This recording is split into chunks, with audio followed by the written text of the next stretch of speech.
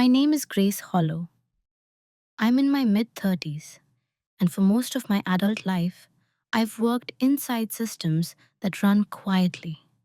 Corporate teams, long projects, processes that only get noticed when something breaks. I've never been the loudest voice in the room. I've never been the one who dominates meetings or claims space with bravado. People often describe me as steady, reliable, or easy to work with. What they usually mean is that I don't demand attention. For a long time, I believed that was a strength. I believed that consistency would be seen, that contribution would speak for itself, and that professionalism would be reciprocated. I was wrong about some of that, but not in the way people expect when they hear a story like this. This isn't a revenge story. It's not a dramatic expose, and it's not about humiliating anyone. There are no villains twirling, no explosive confrontations, no sudden triumphs. What I'm going to share is quieter than that. It's about what happens when courtesy disappears from a process that claims to value people. It's about what shifts internally when you realize you've been making yourself small in the name of harmony. And it's about what happens when silence stops being fear and starts being choice. At one point in this story, I found out I'd been removed from the team through the company newsletter. There was no meeting, no conversation, no warning. Courtesy wasn't part of the process. That sentence may sound simple, but it carries a weight that took me a long time to fully understand. Not because it hurt my pride, but because it clarified something I had been avoiding for years. Over the next hour or so, I'll walk you through the emotional landscape of what that realization set in motion. You'll hear how I was perceived, how small dismissals accumulated, and how I learned to recognize patterns instead of excusing them. You'll hear about the moment something shifted, not outwardly, but internally, and how that quiet shift changed every decision that followed. I won't exaggerate details, and I won't pretend I was perfect. I stayed silent longer than I should have. I rationalized behavior that didn't deserve defending. And I benefited, in small ways, from the same system that eventually made me invisible. This story is about accountability as much as it is about awareness. If you're listening because you've ever felt overlooked, or because you've been told you're lucky just to be included, I want you to know this isn't about encouraging bitterness. It's about clarity. It's about understanding the difference between patience and self-erasure, between loyalty and self-betrayal. So before we begin, I want to ask you something gently, without expectation. Have you ever realized too late that you were playing a role someone else assigned to you without ever agreeing to it? Before anything was taken from me, before titles shifted and my name quietly disappeared from documents, I needed to explain who I was to them, or more precisely, how I existed in their awareness. I was the person who made things work, not the visionary, not the closer, not the one whose ideas were quoted in meetings. I was the one who remembered, the one who noticed when something didn't line up, the one who stayed late, not because anyone asked, but because loose ends bothered me. If a process ran smoothly, my presence vanished inside it. If something failed, I was suddenly visible. People didn't underestimate my intelligence. That would have been easier. Instead, they underestimated my importance. There's a difference. One is loud, the other is silent and corrosive. In meetings, I was often introduced last, if at all. Grace handles operations, someone would say, as if operations were a natural phenomenon rather than a daily series of decisions. When discussions grew tense, eyes didn't turn to me for opinion, but they did turn to me for confirmation. Grace, can you make that work? Not, should we? Just, can you? And I always could. That became my defining trait, capability without friction. I didn't challenge timelines publicly. I didn't push back emotionally. If something was unrealistic, I found a way to make it less disastrous. I translated ambition into execution, quietly absorbing the cost. Over time, this positioned me in a very specific place, indispensable, but not central. There's a kind of invisibility that comes from being too reliable. When you're consistent, people stop checking in. When you don't complain, people stop asking how you're doing. When you adapt quickly, people forget that adaptation has a price.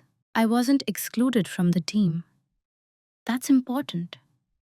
I was included just enough to keep functioning, just enough to stay informed, just enough to keep delivering. I was copied on emails after decisions were made. I was invited to meetings where outcomes were already agreed upon. My role was to implement, not to influence. And I accepted that at first because I told myself a story. I told myself that contribution mattered more than credit. That impact didn't need applause. Mature professionals didn't need constant validation. I told myself that staying calm was strength, that not reacting was wisdom.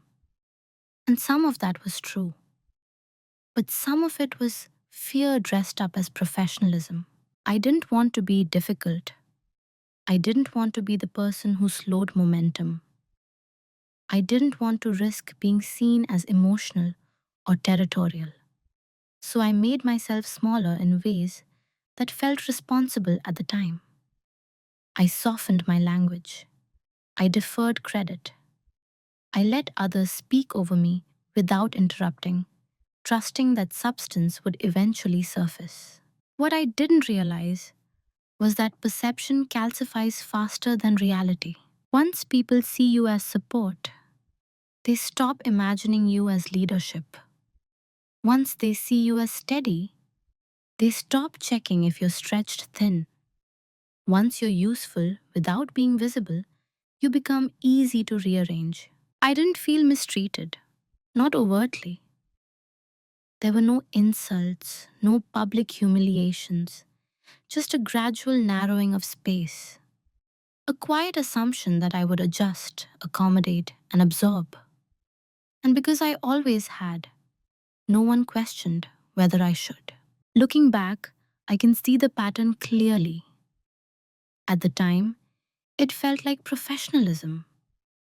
It felt like being part of a team.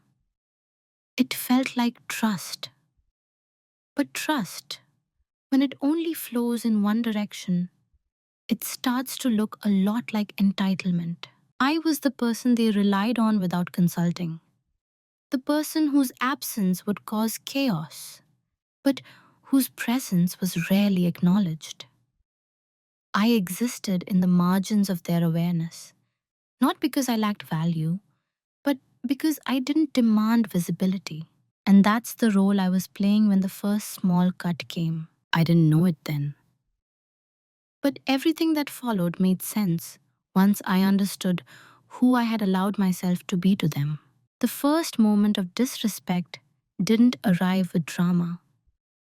There was no raised voice, no sharp email, no obvious line crossed. That's why it stayed with me.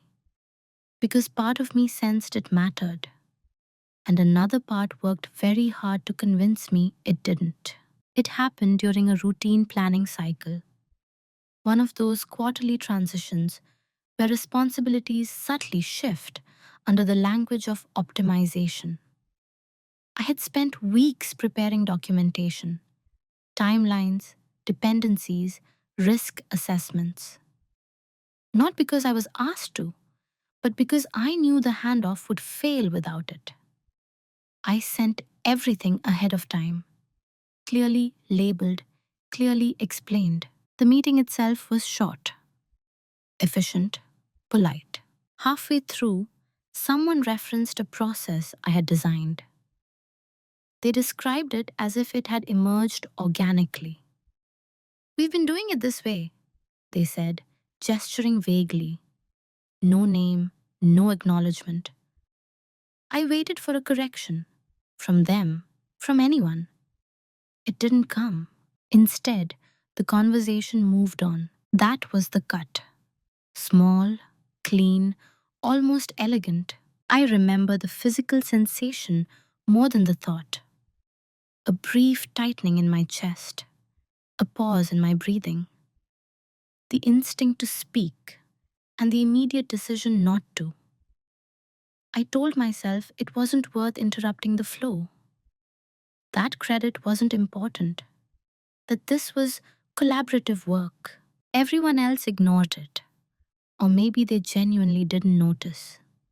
That's the thing about subtle disrespect. It blends seamlessly into normalcy. There's no alarm, no record, just a moment that quietly redefines what's acceptable. After the meeting, a colleague stopped by my desk. "That went smoothly," they said. "Thanks for pulling everything together." It was said kindly, casually, as if what I'd noticed hadn't happened at all. I smiled. I said, "Of course." That response became a template. Over the next few weeks, I replayed that moment more than I wanted to admit.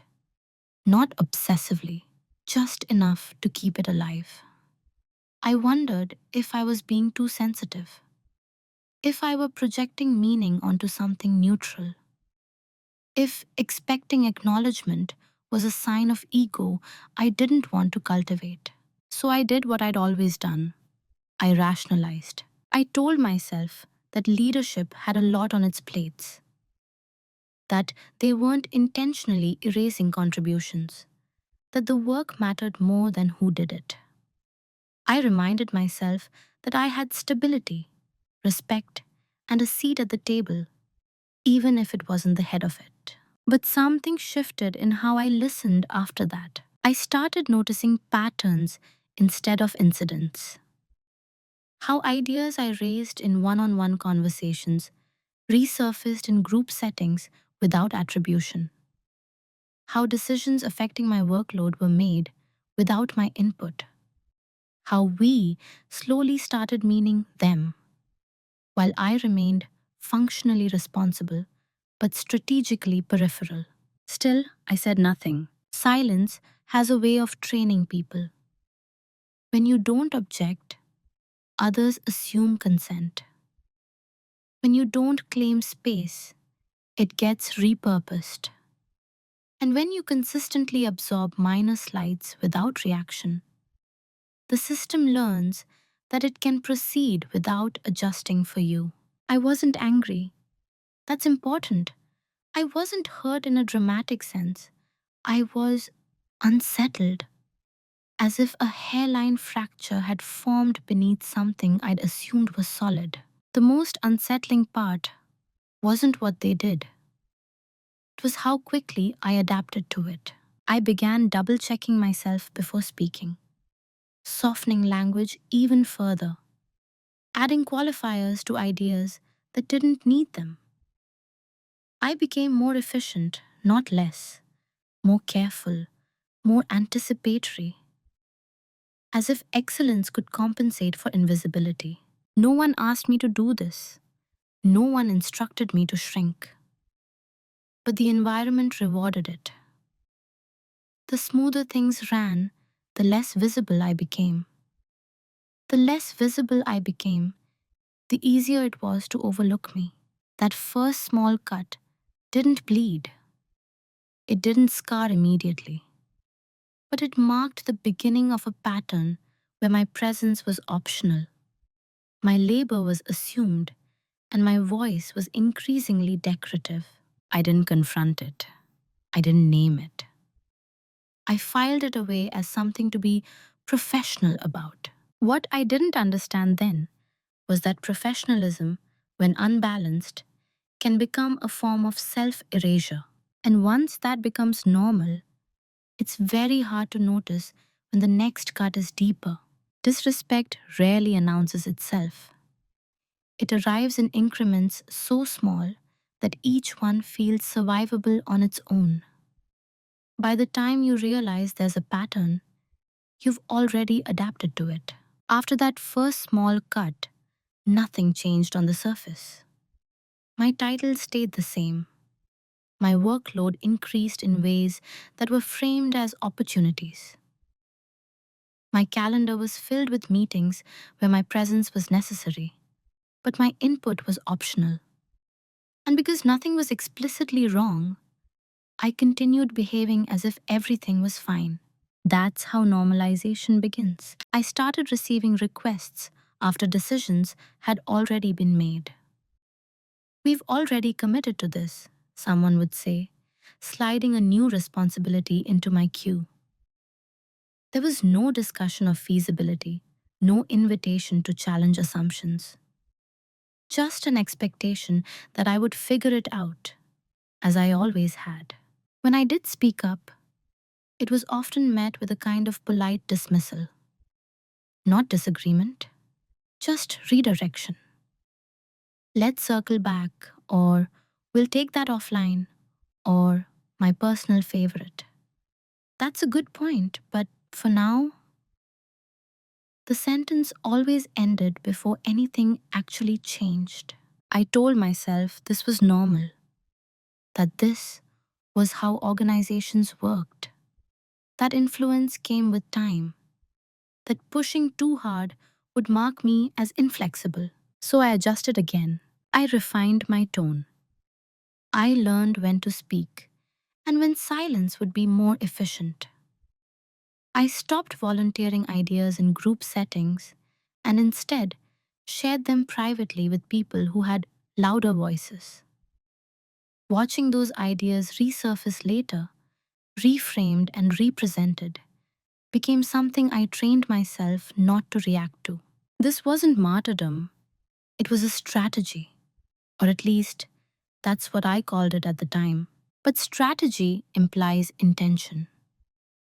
What I was really doing was adapting to avoid friction. And every adaptation taught the system that I would bend before it had to. There were moments, small, sharp ones, when the imbalance became briefly visible. A meeting scheduled during a time I'd clearly blocked off. A deliverable was reassigned without notification. A conversation about streamlining that somehow excluded the person doing the streamlining. Each time I paused, each time I considered speaking up, and each time I decided it wasn't worth it. Not because I didn't care, but because caring felt risky. I'd seen what happened to people who challenged too directly. They were labeled intense, difficult, or not a culture fit. I told myself I was being smart, that I was choosing stability, that I could influence quietly from within. But influence without acknowledgement is a fragile thing. It depends entirely on others remembering your value. And memory fades quickly when convenience is at stake. What surprised me most was how easily I internalized the imbalance. I began to question my own expectations. Was it unreasonable to want to be consulted? Was it ego to want recognition? Was I confusing collaboration with control? These questions kept me compliant. The truth was simpler, but harder to face. I had made myself easy to overlook. Not invisible, but ignorable. I didn't push back when my scope expanded without discussion. I didn't object when my role was summarized inaccurately in cross team conversations. I corrected quietly, one on one, trusting that clarity would propagate. It rarely did. And slowly, my silence was reinterpreted as agreement. The environment didn't become hostile, it became efficient. Efficient at extracting my labor without adjusting its behavior. Efficient at relying on my competence while bypassing my autonomy. Efficient at treating my presence as a given. There's a particular loneliness that comes with being essential but unconsulted. You're included just enough to be responsible, but not enough to be respected. And because there's no single moment you can point to and say, this is wrong, you start to doubt your own perception. I remember thinking more than once, maybe this is just how things are when you're not trying to be a leader. As if leadership were a personality trait, rather than a position of influence that can be claimed or denied. What I didn't realize was that by normalizing these small dismissals, I was participating in my own marginalization, not intentionally, not willingly, but consistently. I stayed because I believed endurance would be rewarded, that loyalty would be noticed, that if I just kept delivering, someone would eventually say, we need grace at the table. That moment never came. Instead, the role I was playing became fixed. And once a role is fixed, the system starts to depend on it, while quietly preparing to replace it. I didn't know that yet. I was still telling myself that silence was patience, that adaptability was strength, and that speaking up could wait. But the longer you wait to name disrespect, the more normal it becomes, not just to others, but to you. And that normalization set the stage for the role I was about to fully understand. At some point, without a meeting or a memo, I realized I had been assigned a role I never consciously accepted. It wasn't written anywhere. It didn't come with a title change. But it was clear in how people interacted with me, what they expected, and more importantly, what they didn't. I was the reliable one, not the kind of reliability that earns authority, but the kind that absorbs pressure, the one who fills gaps without being asked, the one who makes other people's decisions look smarter by smoothing over their consequences. I was useful in a very specific, very contained way. They didn't come to me for vision. They came to me for execution. They didn't ask what I thought should happen. They asked how fast I could make what they'd already decided happen. And when something went wrong, they didn't question the decision. They looked to me to fix it. This role came with an unspoken expectation: emotional neutrality. I wasn't supposed to be frustrated. I wasn't supposed to push back too hard. I wasn't supposed to need context or credit. My value was in my steadiness, not my perspective. As long as I remained calm and capable, everything functioned. And to be fair, I was good at it. I knew the systems better than anyone. I understood where the bottlenecks were, which shortcuts were safe, and which risks were real. I could anticipate problems before they surfaced. That knowledge gave me quiet confidence, but it also made me harder to replace, which I mistook for security. What I didn't see was how narrowly I was being defined. In conversations about growth, my name didn't come up. Not because I lacked potential, but because my role was too convenient to disrupt. Promoting me would mean losing the person who made everything else easier. Including me in strategic discussions would mean acknowledging that I had been excluded from them before. So instead, I was praised for being dependable, for being low drama, for always having it handled. Those compliments felt good at first. They sounded like respect, but over time, they began to feel like boundaries. I noticed how new hires were introduced to me. Grace will help you get oriented. Not Grace leads this area. I noticed how my work was summarized upward, compressed, simplified, detached from the decisions behind it. I noticed how often I was thanked privately and overlooked publicly. Still, I stayed within the role. Part of me believed that stepping outside it would create unnecessary conflict. Another part worried that if I pushed too hard, I'd expose how much of my identity had become tied to being the reliable one. Who was I if I wasn't the person everyone leaned on? There's a safety in being needed, even when it's limiting. So I kept doing what I did best. I kept things running. I kept my tone even. I kept my questions careful. I told myself that influence could be built quietly, that timing mattered, that patience was a virtue. But patience, when it's one sided, starts to look like permission. The role I was assigned didn't require my full presence, just my output. It didn't ask for my opinion, just my compliance. And because I delivered without complaint, there was no incentive for anyone to reconsider the arrangement.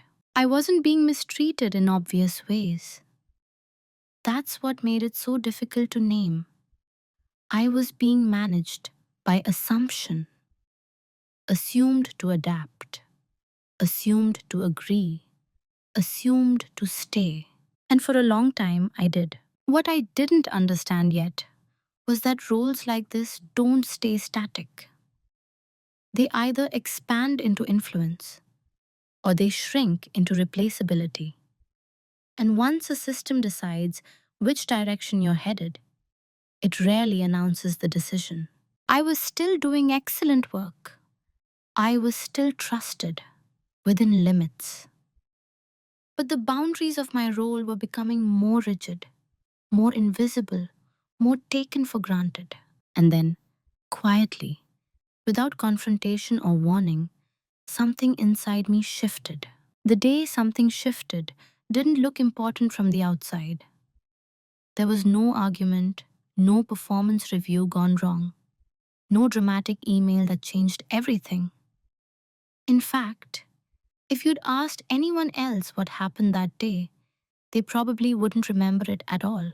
I remember it clearly. It was late afternoon, the kind of quiet hour when most people had mentally checked out but stayed at their desks out of habit. I was reviewing a set of documents, work I had already done once, now reframed and redistributed under a different name.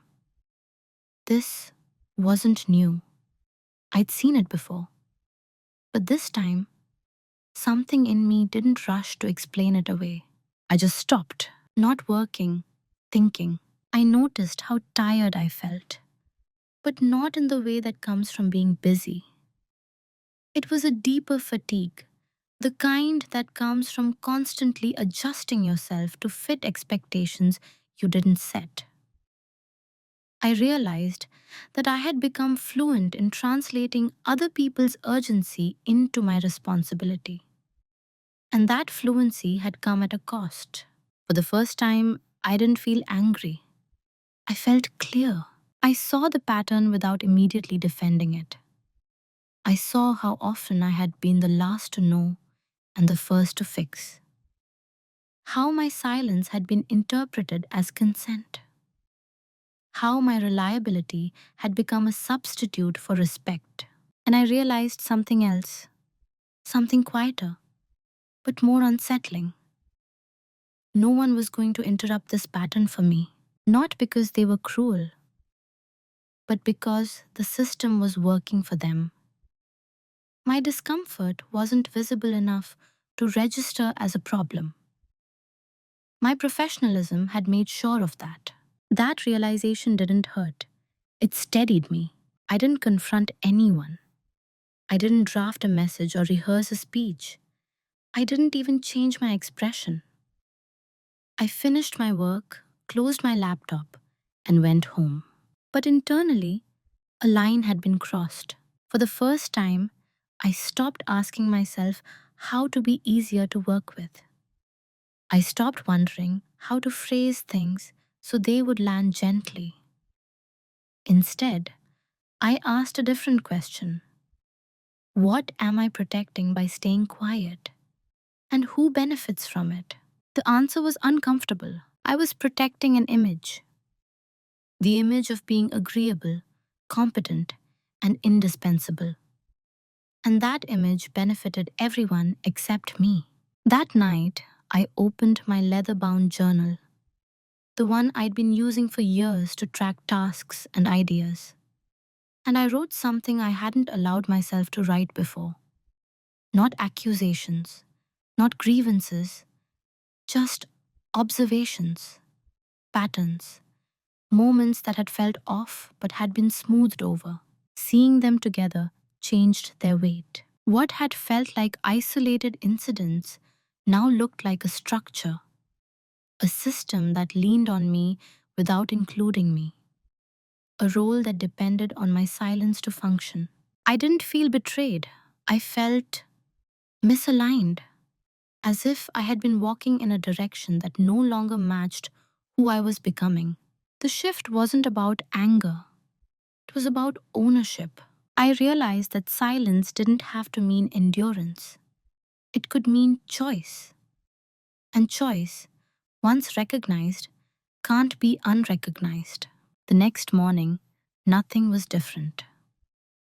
I showed up on time, I responded to messages, I participated as expected. But internally, I was no longer trying to prove my value. I was observing where it was already assumed and where it wasn't. That change was subtle, but it altered everything. I began to notice how often decisions were made without context, how often urgency was manufactured, how often my flexibility was used to cover poor planning. I didn't intervene immediately. I didn't need to. Awareness itself was enough to create distance. Distance creates options. I wasn't plotting an exit. I wasn't planning a confrontation. I was simply no longer invested in maintaining a dynamic that required my self erasure. The shift was quiet, but it was irreversible. Once you see the role you're playing clearly, you can't unsee it. And once you stop confusing tolerance with professionalism, you begin to understand how much power you've been giving away. That day didn't change my situation, it changed my posture within it. And from that point on, silence was no longer something that happened to me. It became something I chose. When silence becomes a choice, it changes its texture. Before, my quiet had been reactive. I stayed silent to avoid conflict, to preserve stability, to keep things moving. After that internal shift, silence became deliberate, observational, strategic, not in a calculating sense, but in a self respecting one. I stopped filling every gap. When questions were asked vaguely, I didn't rush to interpret them. When timelines were unrealistic, I didn't immediately offer workarounds. I still did my job well, but I stopped compensating for decisions I hadn't been part of. This wasn't obvious to anyone else. That's the thing about boundaries when you've never had them. The first ones you set are invisible. They feel internal, subtle, almost imaginary. But systems notice even small changes. Meetings started running longer without my interventions. A few projects stalled briefly, not catastrophically, just enough to reveal how much I'd been smoothing over. I didn't point it out. I didn't claim responsibility. I let the friction exist. Others mistook my quiet for disengagement. I heard it in the tone of the comments. Grace has been a bit quieter lately. She seems busy. She'll let us know if there's an issue. The assumption remained the same. If something mattered, I would speak up. If I weren't speaking, everything would be fine. That assumption gave me space. I began listening differently. Instead of preparing responses, I paid attention to how decisions were framed, who was consulted, who wasn't, which voices were amplified, and which were treated as logistical support. I also began documenting, not as a weapon, but as a mirror. I wrote down when decisions were made without me, when responsibilities shifted without notice, when my work was referenced without attribution, not emotionally, just factually. Dates, context, outcomes. This wasn't about building a case. It was about grounding my perception in reality. Because one of the most destabilizing things about quiet marginalization is how easily it makes you doubt yourself. Documentation restored clarity. It reminded me that what I was experiencing wasn't imaginary, it was patterned.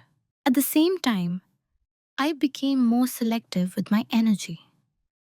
I stopped volunteering for initiatives that didn't align with my role or growth. I declined meetings where my presence was symbolic rather than functional. When asked why, I gave simple, neutral explanations: capacity, priorities, scope.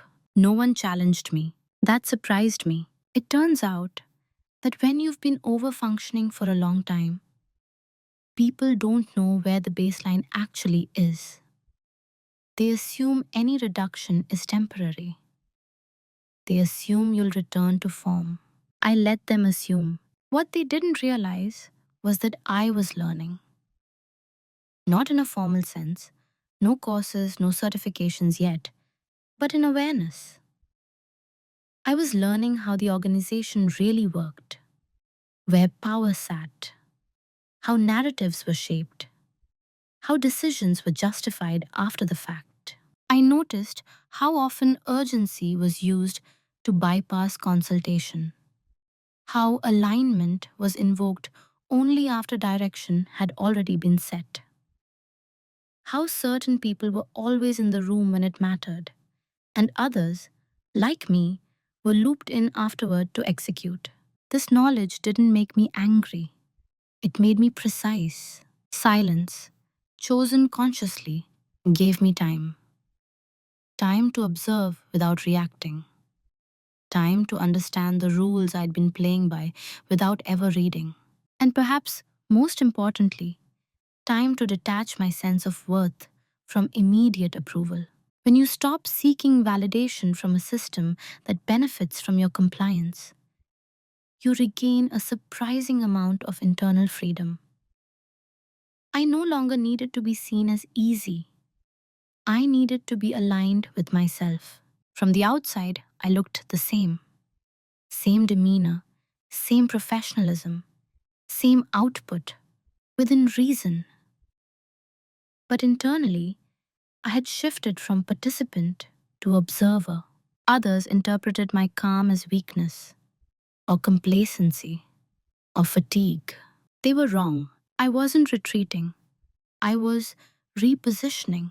And while they assumed nothing had changed, I was beginning to notice something else, something critical that they never had.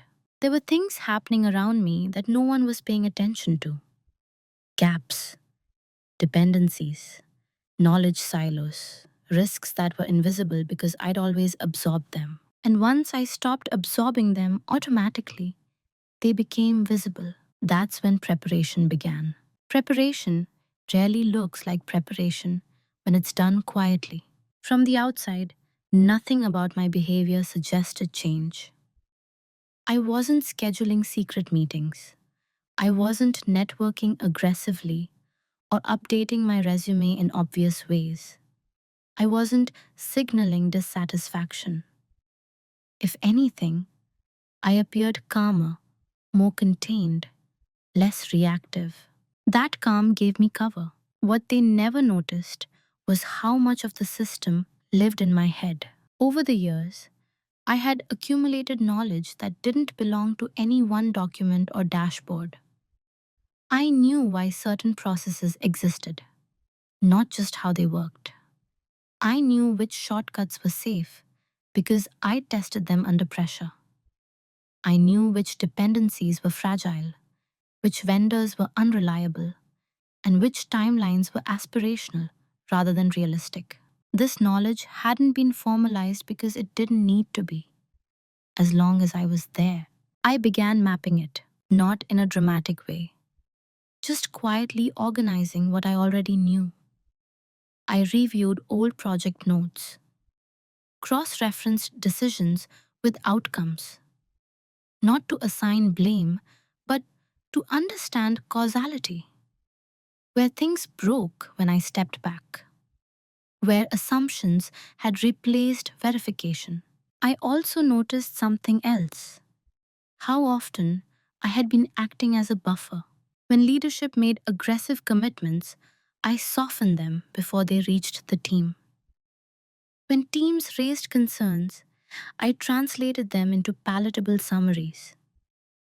I had been smoothing communication in both directions, reducing friction at my own expense. Once I stopped doing that reflexively, small cracks appeared. Nothing catastrophic, just confusion, follow up questions, misaligned expectations. The kinds of issues that get labeled as growing pains when no one realizes their symptoms. No one connected them to me. They couldn't, because they'd never fully seen what I was holding together. I also began paying attention to documentation, or the lack of it. How much institutional memory lives informally? How many decisions were justified verbally but never recorded? How often we agreed really meant someone decided and moved on. I didn't rush to correct this. I let it be visible. At the same time, I started having different kinds of conversations. Not confrontational ones, curious ones. I asked how certain decisions had been made, what assumptions were driving them, who had signed off. Sometimes people answered confidently. Sometimes they deflected. Sometimes they realized, mid sentence, that they didn't actually know. Those moments told me more than any spreadsheet ever could. I learned where authority was concentrated and where it was performative. I learned who had real decision making power and who was repeating talking points. I learned how narratives were shaped after outcomes were already locked in. Most importantly, I learned how replaceability was being calculated. Because while I had believed my deep knowledge made me indispensable, the system didn't operate on gratitude. It operated on abstraction.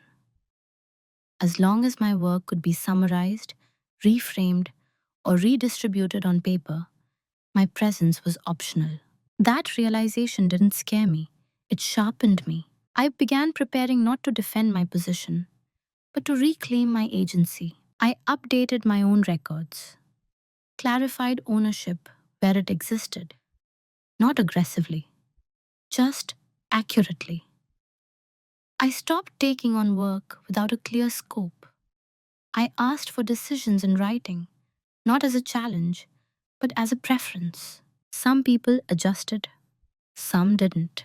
What they never noticed was that I was no longer investing in being irreplaceable inside their system. I was investing in understanding it well enough to step outside it on my own terms. Quiet dominance isn't about control over others. It's about control over your own next move.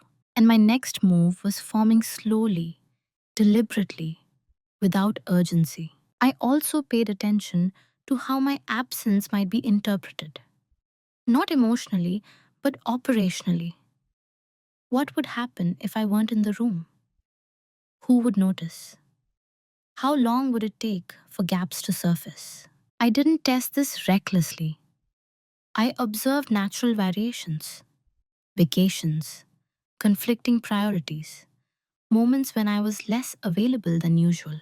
The results were consistent. Things didn't collapse, but they didn't flow either.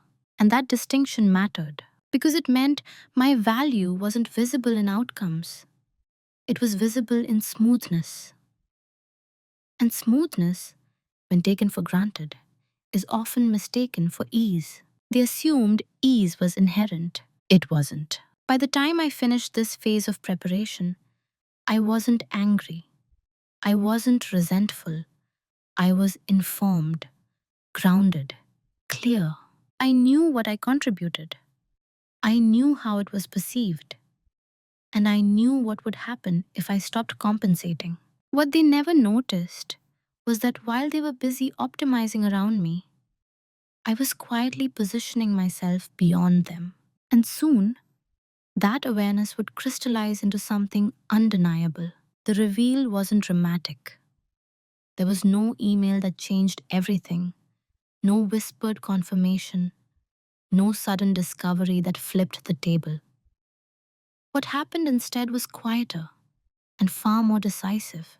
It came together slowly, the way truth often does when you finally stop rushing past it. I was reviewing documentation late one evening, not because I had to, but because I wanted to understand something that had been bothering me for weeks. A decision had been made that contradicted previous guidance, subtly but meaningfully. It had been framed as alignment, but the logic didn't hold. So I traced it back. Meeting notes, approval threads, version histories. What I found wasn't malicious. That would have been easier to process. What I found was carelessness layered on top of assumption. Decisions made without full context. Responsibilities shifted without clear ownership. And most importantly, a quiet dependence on my presence to resolve contradictions after the fact. The system wasn't designed to function cleanly without me. It was designed to appear functional because I was compensating. That was the reveal. Not that I was indispensable, but that I was being used as a stabilizer for instability no one wanted to acknowledge. And because that stabilization happened quietly, it wasn't valued. It was expected. I sat with that realization for a long time. There was no surge of vindication, no sense of triumph, just clarity. A clean, emotionless understanding of how things actually worked and how they would likely proceed. I also saw something else, something more personal. I had been telling myself that staying was a form of integrity, that leaving, or even pushing back, would disrupt people who relied on me. But what I was really doing was protecting a system that had no incentive to protect me in return. That wasn't loyalty, it was inertia. The private reveal wasn't about leverage in the traditional sense. I didn't uncover a secret or a scandal. What I uncovered was structural truth, the kind that doesn't need to be exposed publicly to be powerful. I realized that my leverage wasn't in confrontation. It was a choice. I could continue absorbing risk and smoothing outcomes, and the system would continue exactly as it was. Or I could stop and let the system encounter itself. Either way, I would be fine. That was new. Up until then, I'd unconsciously believed that my well being was tied to their approval. My stability depended on maintaining my role. That stepping away, even partially, would create chaos I'd feel responsible for. But seeing the structure clearly broke that illusion. The chaos wasn't mine. I'd just been containing it. That night, I didn't make a plan. I didn't decide to leave or stay. I didn't draft a resignation letter or imagine a confrontation. I simply acknowledged the truth and let it settle. And once it settled, it changed how everything felt. The next day, I moved through my work with a different kind of calm. Not the calm of endurance, but the calm of someone who knows they have options. I responded thoughtfully. I asked clarifying questions.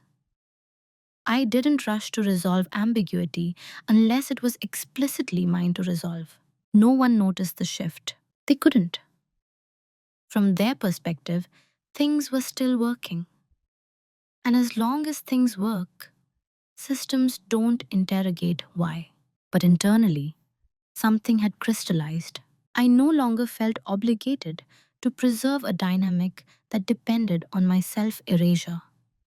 I no longer felt guilty imagining a future that didn't include compensating for others' blind spots. The reveal wasn't a weapon, it was a release. I understood that whatever happened next wouldn't be reactive. It would be chosen, measured, irreversible in its own quiet way. Because once you see where your power actually lives, you stop wasting it trying to be seen. You start using it to decide where you belong. And that realization led me to the only question that mattered next. One I couldn't avoid much longer. What was I going to do with this clarity? Clarity doesn't demand action immediately. That's a mistake people often make, believing that once you see the truth, you're obligated to move fast. I wasn't. I let the clarity sit. I let it test itself against reality. But eventually, clarity asks a question you can't postpone forever. What are you going to do with it? I reached a point where every option was visible to me. Staying, leaving, confronting, recalibrating. None of them were abstract anymore. Each had a weight. Each had consequences. And for the first time, I wasn't choosing from fear. If I stayed exactly as I was, nothing would explode. That was the danger. The system would continue to function, just unevenly. I would continue to be relied on without being respected. The work would get done. My name would remain quietly attached to execution, not direction. Staying meant safety without growth. If I confronted the situation directly, named the patterns, requested change, I might be heard, or I might be labeled. Even if the conversation went well, it would require others to acknowledge a dynamic they benefited from. Systems resist that. They apologize, promise adjustment, and slowly revert. Confrontation would cost energy with no guarantee of structural change. If I left abruptly, I would regain autonomy quickly, but at the expense of coherence. Loose ends would remain. Narratives would be written without me. My departure would be framed as a surprise, not a response. That didn't sit right with me. I wasn't angry enough to burn bridges. I was clear enough not to vanish. The final option was quieter and irreversible. I could stop positioning myself as part of the future they were planning, not through announcement, not through threat, but through alignment. I could choose myself without demanding recognition for it. That meant accepting something uncomfortable. Once I stepped out of the role I'd been assigned, I would no longer be protected by it. There would be no praise for loyalty, no reassurance. No one would rush to understand my perspective. And I was ready for that. The decision point wasn't dramatic. It didn't come with adrenaline. It came with a strange sense of relief. I decided to move forward without asking permission, not recklessly, not emotionally, strategically, calmly, and in a way that didn't require anyone else to agree. I began preparing my exit, not from the company immediately, but from the dynamic. I stopped tying my identity to the team's stability. I stopped measuring my value by how indispensable I felt. I stopped optimizing for approval. This decision changed how I allocated my time, my attention, and my effort. I focused on work that had clear ownership and clear impact. I deprioritized tasks that existed solely to buffer poor decisions. I asked for clarity where ambiguity had previously been convenient. I didn't announce this shift. I let it speak for itself. What made the decision irreversible wasn't a document or a deadline. It was internal alignment. Once I stopped seeing myself as responsible for holding everything together, I couldn't go back to pretending I was. And that's the thing about true decision points. They don't always change the world immediately, but they permanently change how you move through it. I knew that once I crossed this line, there would be consequences. Not punishment, but exposure. The system would eventually feel the absence of my compensation. The smoothness would erode. Questions would surface. I was prepared for that because I had already accepted the cost of staying. Choosing the irreversible path doesn't mean choosing drama. It means choosing coherence. It means deciding that your internal reality will no longer be shaped by external convenience. I didn't need anyone to understand my choice. I just needed to honor it. And from that moment on, everything I did was informed by one quiet principle. I would no longer make myself small to keep something broken running. The movement that followed wasn't loud. It wasn't visible, but it was already in motion. Once the decision was made, there was no need to announce it. Movement, when it's intentional, doesn't require witnesses. I didn't change my tone. I didn't withdraw socially. I didn't hint at dissatisfaction or float vague comments about next steps. From the outside, I was still doing my job, calmly, competently, professionally. But underneath that surface, everything was different. I began by tightening boundaries that had always been loose, not defensively, precisely. I asked for written confirmation when responsibilities shifted. I clarified ownership before accepting new work. I stopped stepping in automatically when something wasn't mine to resolve. These were small actions, almost invisible, but together they changed the rhythm of how work moved through me. I also reviewed my agreements, formal and informal. What was I actually responsible for? What had I simply absorbed over time? The difference mattered more than I'd ever allowed myself to admit. I started honoring the letter of my role instead of the emotional expectations attached to it. This wasn't a rebellion, it was alignment. At the same time, I took care of things quietly, off to the side. I reviewed my financial position, not urgently, methodically. I made sure I understood my runway, my options, and my flexibility. I didn't need certainty. I needed readiness. I also began documenting transitions more carefully, not as a warning, as a habit. When I completed work, I summarized it clearly. When decisions were made, I confirmed them in writing. When something fell outside my scope, I said so neutrally. No one objected. That told me everything I needed to know. Silence, when chosen, has a way of revealing how much of a system relies on assumption. When you stop filling in gaps automatically, people have to confront what they've been leaning on. They don't always like it, but they rarely name it. I wasn't trying to make a point.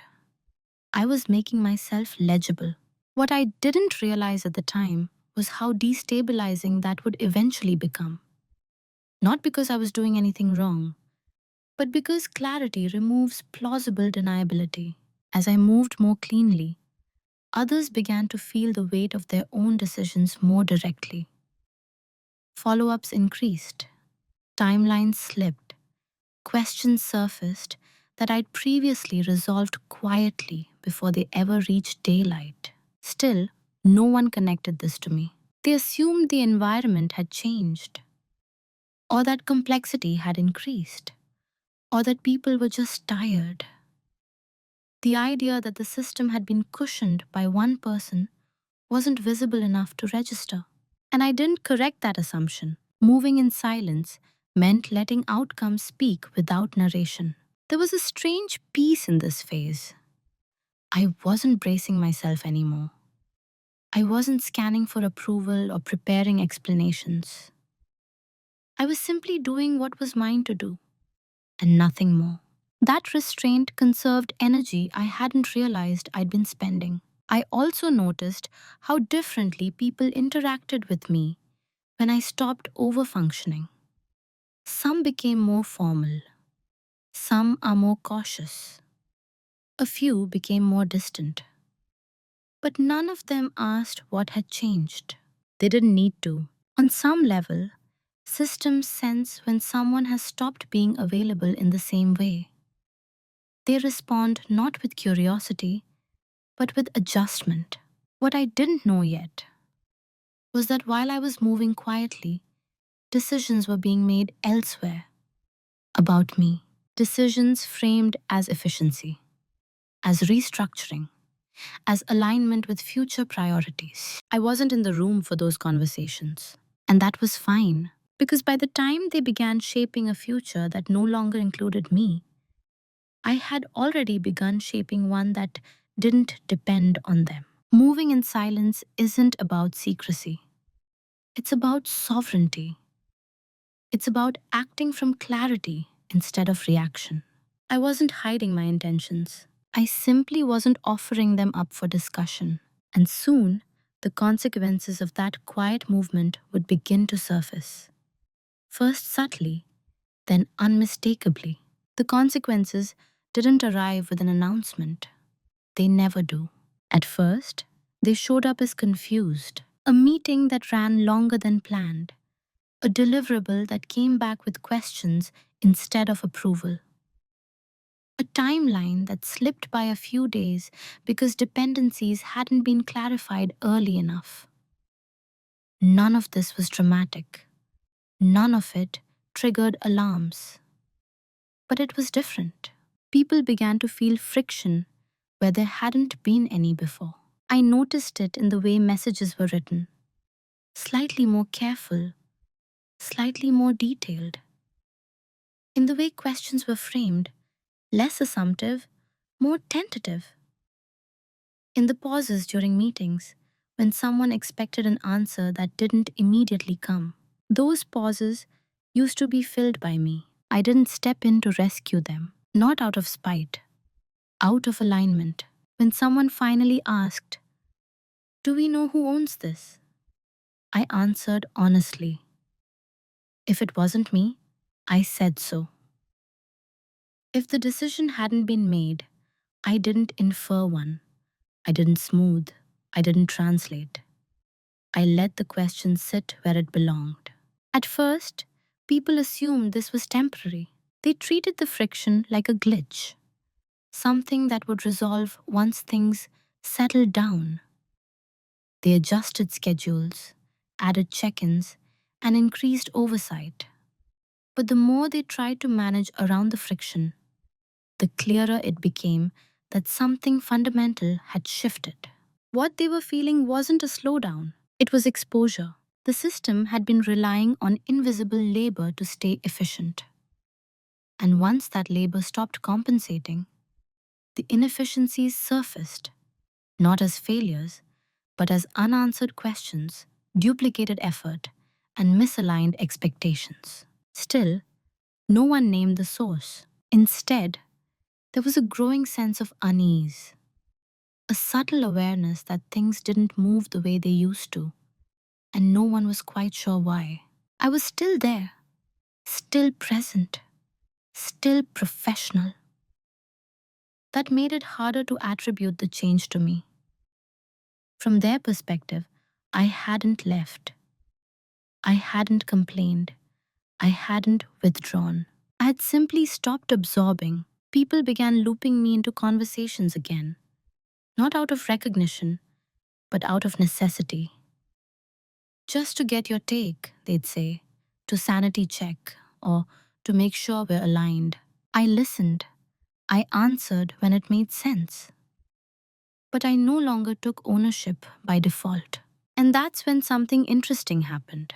The consequences didn't just affect processes, they affected perceptions. Decisions that had once felt confident began to feel rushed. Commitments that had been made casually now carried visible risk. People started double checking things they'd previously waved through.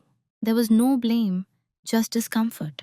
I could feel it in the room when discussions stalled, when someone realized, mid sentence, that they didn't actually know the answer. When eyes flicked briefly in my direction, not for rescue, but for confirmation that I wasn't going to provide it. I didn't enjoy these moments. I wasn't savoring them. I was observing, because observation without intervention reveals truth. What became clear was that the system didn't miss me. It missed the version of me that made everything easier without asking anything in return. And that version was gone. Still, the consequences were manageable. For now, no one was panicking. No one was escalating. The organization adjusted in small ways, attributing the changes to growth, complexity, or shifting priorities. That's how systems protect themselves from acknowledging dependency. But pressure has a way of accumulating quietly. And once it reaches a certain point, it looks for a release. I didn't know exactly when that release would come. I just knew it would. Because when invisible labor stops being invisible, it doesn't announce itself. It simply leaves a shape behind.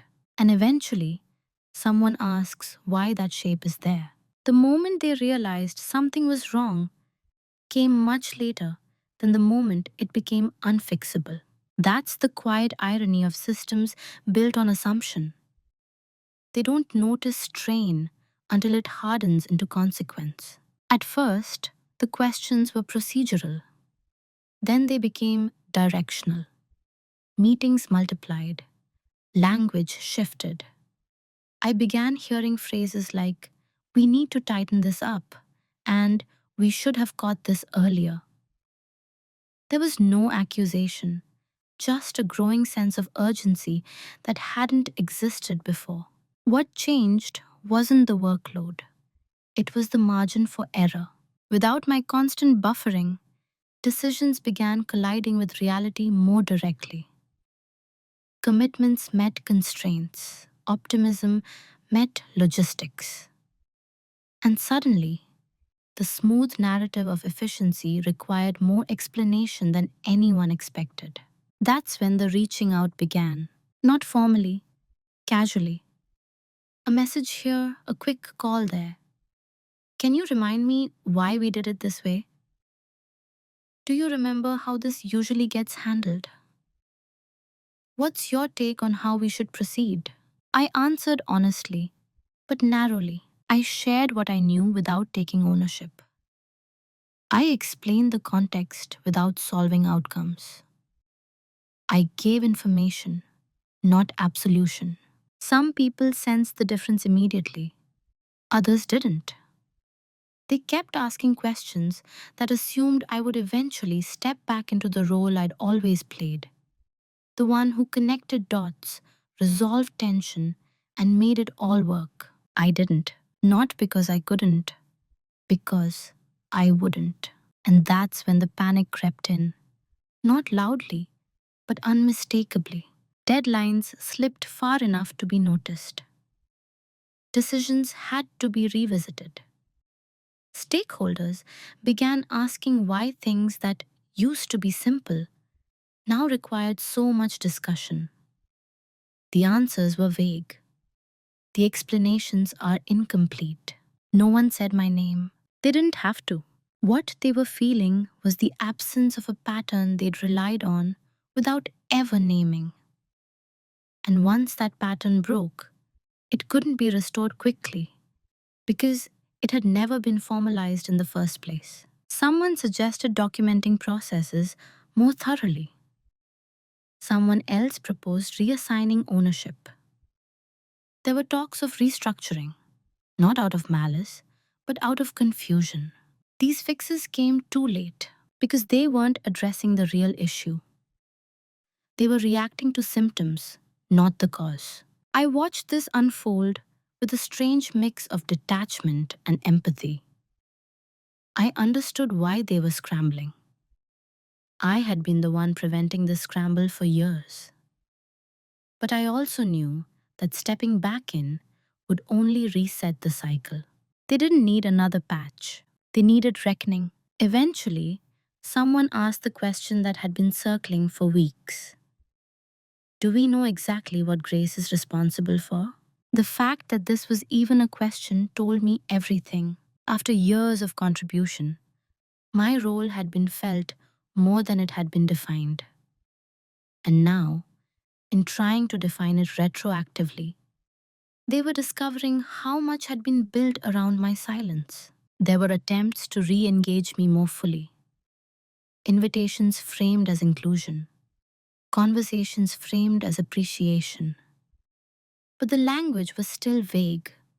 The structure is still intact. Nothing fundamental had changed. By then, it was too late. Not because I was leaving immediately, but because the trust that allowed me to overfunction without resentment was gone. And trust, once replaced by clarity, doesn't return to its previous form. I wasn't angry. I wasn't bitter. I simply wasn't available in the way they needed anymore. They were trying to fix a dynamic that had already revealed itself. And systems can adjust processes quickly, but they can't undo awareness. The realization that something essential had been taken for granted arrived slowly and then all at once. Not as an admission, but as a quiet acknowledgement that the old way no longer worked. And when a system realizes that, it looks for a resolution. Sometimes that resolution is reconciliation. Sometimes it's separation. In this case, the decision would be made without ceremony. And I would learn about it the same way I'd learned so much else. Indirectly. I didn't find out through a conversation. There was no meeting on my calendar. No quiet request to talk. No acknowledgement that a decision affecting my role, even my presence, had been made. I found out I'd been removed from the team through the company newsletter. It arrived like any other internal update. New initiatives, shifting priorities, a brief paragraph about restructuring. My name wasn't mentioned, not as a departure, not as a transition. It was simply absent from a list it had always been part of. Courtesy wasn't part of the process. I remember staring at the screen longer than necessary. Not because I was shocked, but because I was registering how little emotion I felt. No spike of anger, no rush of embarrassment. Just a quiet confirmation of something I already knew. They had chosen efficiency over conversation, and in doing so, they had revealed the full shape of the dynamic I'd stepped out of. I didn't respond immediately. I didn't forward the newsletter or ask for clarification. I finished the task I was working on, closed my laptop, and took a breath that felt deeper than usual. Later that day, someone did reach out. A short message, careful wording. Hey, Just wanted to check in. Do you have a few minutes? We met in a small conference room. Neutral space. Neutral tone. There was no apology. There rarely is in moments like this. The only explanation. Alignment.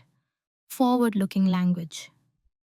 The decision was framed as structural, not personal.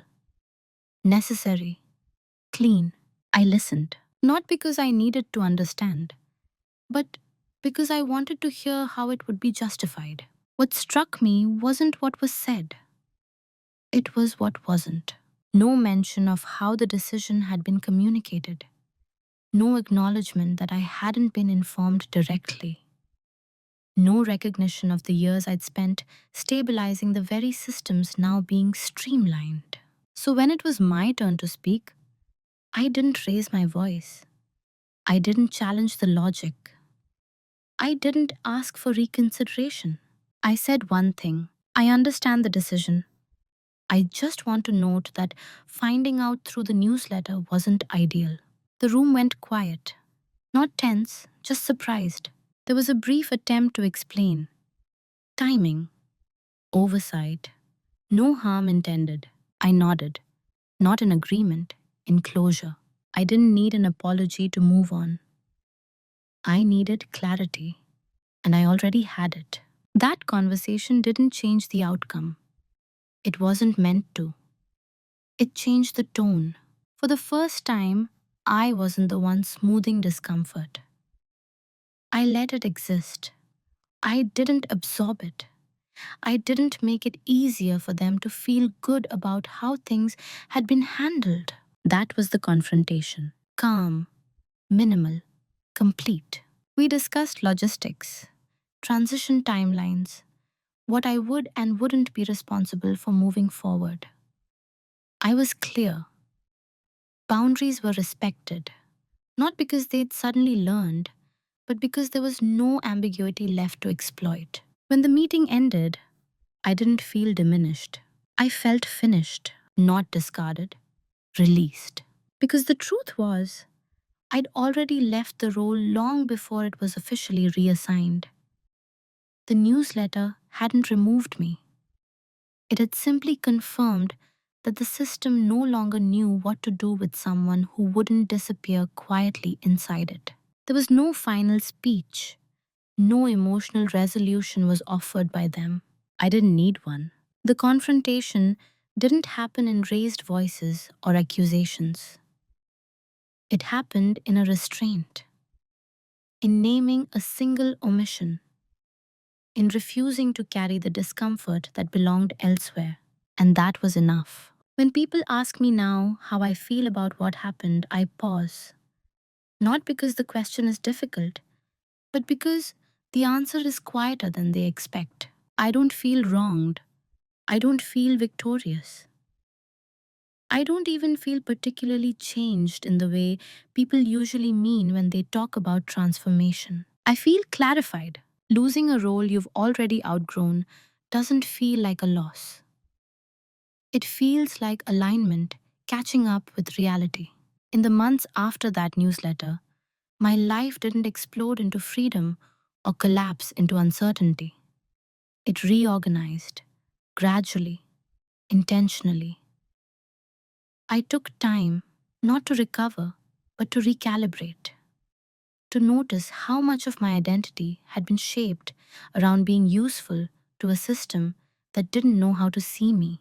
Without that system, there was space, not empty space, honest space. I became more deliberate about where I placed my effort, more selective about what I took responsibility for, more aware of how easily professionalism can slide into self erasure if you're not paying attention. I didn't become louder. I didn't adopt a sharper edge. I didn't rewrite myself to fit a different archetype. I remained calm, observant, composed. But I stopped mistaking endurance for virtue. I stopped equating silence with maturity. I stopped assuming that being overlooked was the cost of being ethical. And I stopped believing that stability had to come at the expense of presence. What changed most wasn't my circumstances, it was my posture. I no longer wait for systems to recognize my value. I assess whether they're capable of holding it. I no longer overinvest in environments that reward invisibility. I ask clearer questions earlier. I listen to my own hesitation instead of explaining it away. And when something feels off, I don't rush to normalize it. That alone has changed everything. I'd work differently now, with clearer boundaries, with defined ownership, with an understanding that contribution without agency is not collaboration, it's extraction. I still believe in teamwork. I still value calm. I still choose professionalism. But I no longer offer them as substitutes for self respect. The experience didn't make me cynical, it made me precise. I don't tell this story to warn people away from commitment or loyalty. I tell it to name a pattern that thrives on good intentions and quiet competence. Because people like me, people who carry things without complaint, often don't realize how much they're holding until they put it down. And when they do, the world doesn't collapse. It adjusts. Who I am now is not someone hardened by disappointment. I'm someone refined by clarity. I know the difference between being needed and being valued. I know the cost of silence and the power of choosing it intentionally. I'm no longer interested in proving myself through endurance. I'm interested in alignment. And that alignment didn't come from confrontation or revenge or dramatic exits. It came from noticing, from stopping, from choosing not to disappear. If there's one thing this experience gave me, it's a deep respect for the quiet moment when you decide, without spectacle, that you will no longer play a role that requires you to be less than whole. There's a particular kind of lesson that doesn't arrive as advice, it arrives as recognition. This story isn't about a bad company or a cruel decision. It's about what happens when quiet competence is mistaken for infinite capacity, and when courtesy is treated as optional because someone is unlikely to protest. I wasn't removed from a team because I failed.